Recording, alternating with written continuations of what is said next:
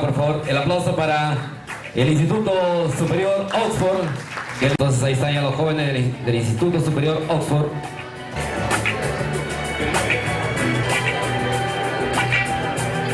Distinguidos miembros del jurado, buenos días profesores, padres de familia, compañeros en general. Nosotros les vamos a presentar la obra Edipo Rey. El tema, el destino del hombre determinado por los dioses. La corriente literaria, el clasicismo, género, especie, dramático, tragedia. Autor, Sófocles. El oráculo de Apolo le aconsejó a Layo que no tuviese descendientes, porque en caso que lo tuviera, el hijo mataría al padre para casarse con su madre. Yocasta, la esposa, dio a luz a Layo, a Edipo, y Layo manda matar a Edipo, pero unos pastores lo salvan y lo adopta Pólibo, el rey de Corinto. Pero al transcurrir el tiempo ocurren accidentes que Edipo hace dudar que es de sus orígenes. Edipo toma la ruta a Tebas para escapar así del designio del destino, pero en el camino se disputa con un viajero que resulta ser Layo y lo mata. La esfinge le pregunta a Edipo sobre un ser que por las mañanas tenía 4 patas, al mediodía 2 y por las tardes 3. Edipo le responde pues que era el hombre. Cuando es niño gatea, cuando es mayor camina con 2 pies y cuando en la vejez camina con bastón. La esfinge, al verse derrotada, pues se arroja a un abismo. El héroe es premiado con el trono de la mano de su madre Yocasta. Luego, Edipo es solicitado por los ciudadanos de Tebas para conjurar la peste que había caído sobre su pueblo. De las arduas investigaciones de Edipo, no encuentra más que otro culpable que él mismo, por haber matado a su padre y que haberse casado con su madre. Bueno, los personajes de esta obra, los personajes principales son Edipo, Yocasta, Creonte, Tiserias. Los secundarios son el mensajero, un paje del palacio, un pastor antiguo, un criado de Layo y el coro. El mensaje pues, de Edipo es una tragedia en la cual Edipo mata a su padre para casarse con su madre, y con lo que se conoce como el amor de Edipo. Si bien es cierto pues, que la vida está marcada por un destino, pero también es cierto que nosotros podemos cambiarlo, ¿no? Los valores tenemos la verdad, justicia, la prudencia y la piedad. Y los antivalores son la mentira, el incesto, el error y la cobardía. Eso es todo. Gracias. Hace su participación en esta gran oportunidad el Colegio Femenino. Llamamos entonces, por favor. Tengan ustedes un buenos días. Hoy es un orgullo para mí y mi compañera estar aquí en esta octava tertulia literaria de la excelencia. Yo vengo a representar con mi compañera presente el Colegio Femenino San Marcos. Nosotros venimos a representar a una obra hermosísima que es El mío sí. Comenzaré diciéndoles un poco de esta obra, su autor. Como ustedes conocen, esta obra es anónima, pero algunos creen y es cierto que fue escrito en el 1140 por Pedro Abad. Eso es lo que creíamos, pero él mismo confesó que él no lo había escrito, sino que él lo había copiado de un manuscrito. El género literario es épico-narrativo, la especie es novela y la corriente literaria es poesía trágica. Del héroe y caballero, el mío Cid, Rodrigo Díaz de Vivar. Él se enfrentó contra el rey Alfonso VI y luchó contra los reyes moros de Andalucía. Bueno, a lo que tú has dicho, mi opinión es que es muy valiente el Cid al querer enfrentarse con los reyes moros para solo demostrar la valentía que tenía su rey. A medida que vamos desarrollando, hemos podido encontrarle en la obra su lealtad y la honra del Cid. El segundo cantar es las bodas de las hijas del Cid y el tercer cantar es la afrenta de Corpes. Para el que no sabía, la afrenta es una ofensa. Bueno, comenzaré diciéndoles el primer cantar, que se trata del destierro del Cid. El Cid era un caballero, era un héroe que conquistaba muchas tierras para el rey. Él era leal, era un amigo de confianza al rey Alfonso. Lo acusaron al Cid por haber tomado la mayor parte de la fortuna de los reyes moros, los atributos. El rey, asombrado, no lo podía creer, pero, como es normal, debió darle pena de muerte por la traición que hizo, que lo acusaron. Pero él no fue así. Él lo desterró. Por la consideración que le tenía, no le dio pena de muerte, lo desterró.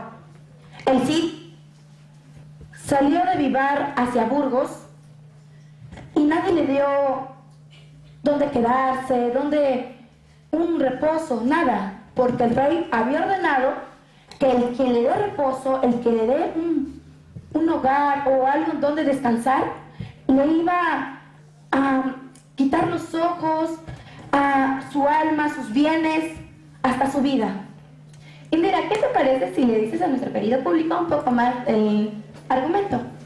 Cuando lo acusan de que él había robado los bienes, el rey se dio cuenta al Cid querer conquistar las tierras de los otros reyes.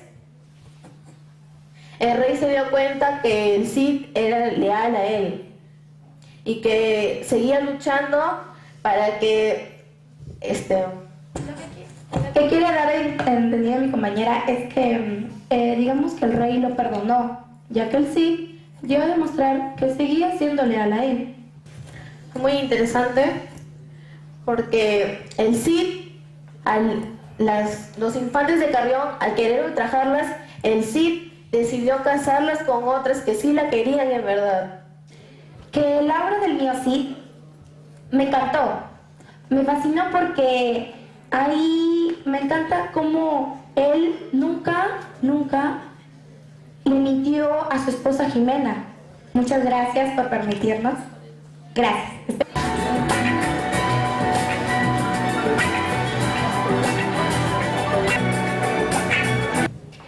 Señores miembros del jurado, organizadores del evento, profesores, compañeros, público en general, tengan todos ustedes muy buenos días. En esta mañana sin nubes, en que la naturaleza, sonriendo de felicidad, alza su himno de adoración al autor de su belleza. Mi compañera Karen Tafur Trujillo y yo, Yulisa Noriega Oblita, educativa, Julio Gutiérrez Solari del Milagro, Venimos con el corazón tranquilo, como el nido de una paloma, a entregarles nuestra contemplación de la magnífica obra literaria Aves sin nido, de la gran e ilustre escritora Clorinda Matos de Turner. ¿Sabían que Clorinda Matos de Turner fue una escritora peruana? ¿Lo sabían? ¿Lo sabías, verdad? Sí, nacida en nuestra sierra de regionalidad cusqueña, justo en el año de 1852, en una época en que la vida de una mujer no era nada fácil. Es verdad, pero a pesar de ello, escribió relevantes novelas, como por ejemplo, Herencia, Índole y por supuesto, su obra cumbre, Aves sin nido, la cual dio origen a la corriente indigenista en el Perú. ¿La leíste? Claro, definitivamente su mejor creación, aunque algunos entendidos en la materia opinan que no es un dechado de virtudes estilísticas ni de una estructura técnica bien lograda, despierta en mí un sentimiento de rechazo y de indignación por los abusos e injusticias que se cometían por parte de los que ostentaban el poder contra la población indígena. Sí, esta obra que posee a la narrativa como género, a la novela como especie y al realismo como corriente literaria, que alberga precisamente este tema de abusos, de injusticias, además del amor imposible entre dos jóvenes, Manuel y Margarita. Las injusticias por parte del cura Pascual, el gobernador don Sebastián, Estéfano, Escobedo y el subprefecto Paredes, quienes abusaban de su poder contra los indígenas, que eran representados por Marcela Yupanqui, Juan Yupanqui, Margarita Yupanqui, Rosalía Yupanqui y el campanero Isidro Champí con su familia. Exacto, pero cabe recalcar que la cortina no era del todo nebulosa, ya que existían personas forjadoras de esperanza, de los esposos Marín, Manuel, el estudiante de Derecho, quienes contaban con la cualidad más hermosa que puede poseer un ser humano, su afloración humana respectivamente. La novela se desarrolla en Quilla, localidad imaginaria del Cusco, donde llegan los esposos Marín y ayudan a la familia de Juan Yupanqui, quienes el cura Pascual y el gobernador don Sebastián tratan de librarse de ellos por entrometerse en sus planes. Entonces, simulando un robo en la iglesia y corriendo la voz de que los ladrones se encontraban en la casa de los Marín, la muchedumbre ataca la casa. Y entonces, en medio del alboroto, Juan Yupanqui muere y su esposa Marcela Yupanqui queda herida de muerte, dejando así a Margarita y Rosalía, sus hijas, en orfandad. Pero estos son acogidos por los esposos Marín. Posteriormente, el señor Fernando Marín y su esposa deciden retornar a Lima junto con las hijas de Marcela y Juan Yupanqui, mientras que Manuel, el estudiante de Derecho, busca encontrarlos para así pedirles permiso y enamorar a Margarita, hija mayor de los Yupanqui. Es ahí que surge la verdad. Ambos son hijos del mismo padre, el cura Pedro Miranda y Claro. Esto pues resulta en un amor imposible. Ave sin nido nos abre los ojos a la realidad de una sociedad de abusos, en donde aquellos que ostentaban el poder de distintas formas, político, social, económico, militar, eclesiástico, abusaban de aquellos en desventaja, los indígenas. Y aún, cuando la realidad a la que se hace alusión está contextualizada en los años de 1830, no podemos dejar de establecer un paralelo con lo que en nuestra sociedad viene sucediendo. Entonces, la pregunta cae por su propio peso. ¿Qué tanto ha cambiado la sociedad peruana descrita por Clorinda Mato de Turner con respecto a nuestros tiempos? Claro, con lo que a abusos e injusticias se refiere. Las matanzas de Churajay y Madre Mía son casos de abuso del poder militar en contra del pueblo. La violación sistemática de niños por miembros del clero, en el caso sodalicio. Las coimas millonarias de Odebrecht, en donde se puede apreciar claramente los abusos y además la colusión del poder político y económico en contra del pueblo. Casos además como Ecoteva, El Frontón, Barrios Altos, las esterilizaciones forzadas y el caso también de adolescentes embarazadas por sus propios profesores, como lo recientemente ocurrido en la región de Huánuco. Y así podríamos seguir enumerando una gran cantidad de casos mediáticos, sin contar aquellos que día a día ocurren y que no tienen, a decir de los medios de información, relevancia, pero que estamos seguros que son los de mayor incidencia, enfatizando que la mayoría de los casos presentados han ocurrido en los últimos 15 años. Y aún cuando nuestra sociedad condena e inclusive sanciona estos actos, observamos que el abuso y la injusticia aún se hallan enquistados en nosotros. Y cuando nos enteramos de que jóvenes trabajaban encerrados bajo candado por sus empleadores en un container, cumpliendo jornadas de 12 a 15 horas con sueldos miserables y en condiciones de insalubridad, miccionando en baldes y botellas y alimentándose en ese mismo lugar, para finalmente tener una muerte trágica en un incendio del cual no pudieron escapar precisamente por estar encerrados. Es indignante que este tipo de cosas se estén dando en pleno siglo XXI. Es ahí entonces que nos ponemos a pensar que estamos perdiendo la batalla y que lo narrado por Mato de Turner hace casi 170 años está más presente que nunca en nuestra sociedad peruana. Y es aquí, señoras y señores, en que mi compañera y yo llegamos a un punto de inflexión, pues lo que inicialmente empezó con la motivación de participar y la aspiración de ganar el certamen, dio paso a una necesidad mayor, que es la de hacerles llegar el mensaje. Sí, el mensaje de una sociedad que necesita con urgencia más entes civilizadores, como lo eran los esposos Marín, para hacer frente a los nuevos subprefectos pascuales, gobernadores Sebastianes y curas Pascual. Pero ¿cómo? ¿Cuál es el papel que nos corresponde hoy en día para así tener la sociedad que todos queremos?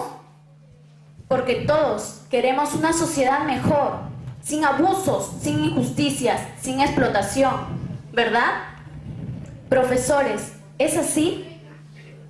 Miembros del jurado, compañeros, ¿verdad que sí? Entonces nos ponemos a pensar que lo que estamos haciendo hoy en día, consciente o inconscientemente, en tal o cual modo, todos aquí hemos abusado en algún momento de aquellos en desventaja.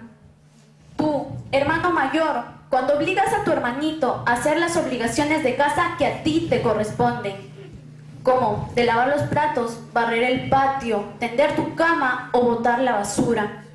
Ustedes, señores padres de familia, cuando mandan a sus hijos a atender al cobrador del banco por una cuenta atrasada, negándolos. O cuando haciendo uso de su mayor poder económico o amistades, pasan por encima de otros para ser atendidos por un juez o un médico, sin importarles que otros tengan igual o hasta mayor urgencia que ustedes. Entendamos que es imperativo, primero, que cambiemos nosotros mismos para así influir asertivamente en nuestro entorno más cercano, nuestra familia, nuestros amigos. Solo así, cambiando de bases la sociedad, lograremos que se origine el cambio que tanto anhelamos. Quizás nosotros, los de esta generación, no podremos verlo, pero tengan la plena seguridad que si actuamos hoy, el cambio se dará y habremos sido parte importantísima de este cambio. Nosotras queremos ser parte de esto.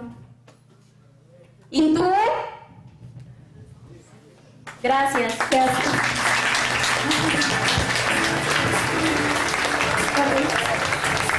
El Colegio Mayor de San Marcos, que se hace presente también. Señor coordinador de la octava tertulia literaria, distinguidos miembros del jurado, profesores de distintas instituciones educativas, privadas y públicas, y amigos presentes. Venimos a representar al Colegio Mayor de San Marcos de la ciudad de Trujillo. Nosotros venimos a la ponencia de la obra Los Miserables, escrita por Víctor María Hugo. Como ustedes pueden observar, mi compañera y yo hemos elaborado un círculo concéntrico acerca de la obra. El autor de la obra es Víctor María Hugo, que nació el 26 de febrero de 1802. Estudió en la Universidad de París. Falleció el 22 de mayo de 1885 a los 83 años. Sus obras del autor son Nuestra Señora de París en 1831, Los Miserables 1862, La Hernani en 1830. Ahora mi compañera le va a explicar un poco del género y especie de la obra. Gracias. Como pueden observar, me ha tocado explicar sobre el género, especie y la corriente literaria. El género de esta obra es narrativo y su especie es novela. La corriente literaria se basa que es un movimiento histórico, literal y cultural. Darwin le va a explicar un poco más sobre el tema de la obra. El tema de la obra muestra algo magistral que sucedía en esa sociedad en aquellas épocas, así como las emociones y las pasiones. Los personajes de la obra Los Miserables son Jean Valjean, quien fue condenado injustamente a prisión; Mario, Cosette, la chica que se enamoró de Mario;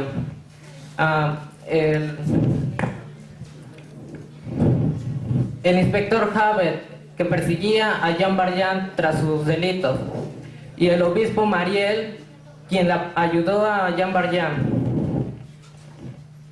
Ana, explícales un poco del contexto histórico. Claro, lo que nos dice el contexto histórico se realiza a inicios del siglo XVIII, durante la Revolución Francesa y el Imperio Napoleónico, lo que se basa que es una acción contra el neoclasicismo. La obra Los Miserables es un clásico de la literatura, escrito por Víctor María Hugo, publicado en 1862. Es probablemente una de las novelas con más crítica social y más explícita de la historia de la literatura. El relato de la obra Los Miserables comienza cuando Jean Valjean es condenado injustamente a prisión. Jean Valjean escapa de la cárcel y por andar desamparado decide tocar la puerta de una casa. El obispo Mariel le abre la puerta, quien le da hospedaje sin pensar de quién se trataba. Jean Valjean, sin pensar de que era el obispo Mariel, decidió robarle media docena de cubiertos de plata, mientras que el obispo Mariel dormía.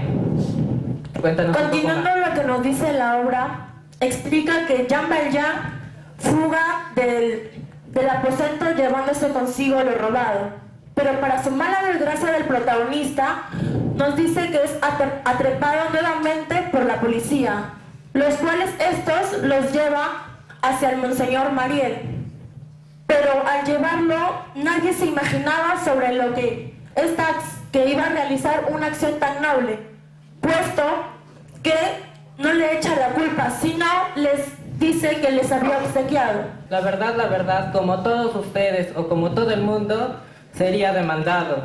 Pero el obispo Mariel tuvo un gran corazón que decidió perdonarlo. Hoy en día yo me pregunto a todos ustedes, ¿realmente serían capaces de perdonar a un hombre que le ha apoyado ustedes mismos y es capaz de traicionarlos? La respuesta está en todos ustedes. Continuando lo que nos dice el argumento, Jean Valjean se despide del señor Mariel y Mariel le aconseja para que se arrepienta y sea un hombre de bien, pues el incorregible Valjean se encuentra con Gervasillo, al cual le roba también, y esto hace que él piense en su regeneración. Darwin le va a explicar un poco más sobre lo que dice la obra. Jean Valjean decide cambiarse de nombre al señor Magdalena, quien tras un invento sucedáneo se enriquece, fortuna que utiliza para ayudar a los más necesitados. Admirado y querido por el pueblo, es obligado a aceptar el cargo de alcalde. Pero para su desgracia encontró a su perseguidor, el inspector Javert, quien lo detuvo, pero no lo pudo reconocer. Tras un sumo esfuerzo de tratar de recordar de quién se trataba el señor tan elegante como el señor Magdalena, no lo pudo reconocer. Tiempo después, un campesino que había robado una rama de manzana había sido confundido con él. Pero Jean Valjean, tras una dura conciencia, decidió decir la verdad y fue detenido nuevamente. Jean Valjean y Cosette eran muy felices, pero por cuestiones de la vida se volvió a encontrar con su perseguidor, el inspector Javert, quien lo detuvo de nuevo, pero se arrepintió de haberlo detenido porque se dio cuenta de que era un señor de buen corazón, porque lo había ayudado a los más necesitados, a la gente del pueblo y en general. Entonces decide dejarlo libre y el inspector Javert decide tirarse un balazo en la cabeza. Los valores que nos deja la obra Los Miserables son el amor, la lealtad y la justicia, lo que hoy en día no practicamos. Y los antivalores son la injusticia, el desamor y la deslealtad. Como el mensaje de la obra Los Miserables, como les había dicho, era una crítica social. Pero acá aprendemos qué tanto es injusta la vida. ¿Cuántos Jean Valjean hay aquí? El pensamiento de ustedes tal vez no sea igual. Solamente queda entre ustedes pensar y captar el mensaje, puesto que aquí solamente queda actuar y pensar para obtener un cambio mejor. Muchísimas gracias.